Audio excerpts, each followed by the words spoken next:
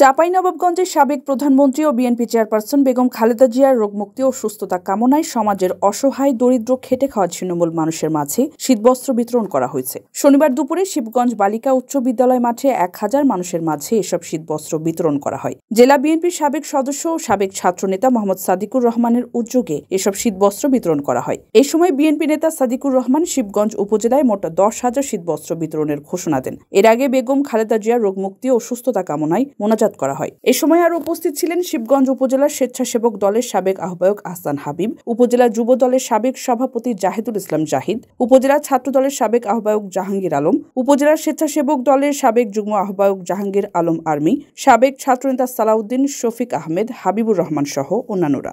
আমি আমার জ্ঞান হওয়ার পর থেকে মানুষের সেবায় নিয়োজিত আছি। আমি একজন সফল কৃষকের সন্তান।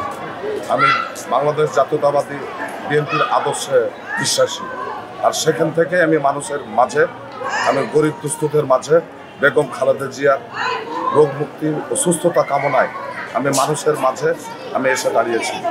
তাতে এখানে আমাকে আমার সংগঠনের ছাত্রদল, যুবদল, বিএনপি অঙ্গ সংগঠনের সবাই আমাকে সহযোগিতা করেছে।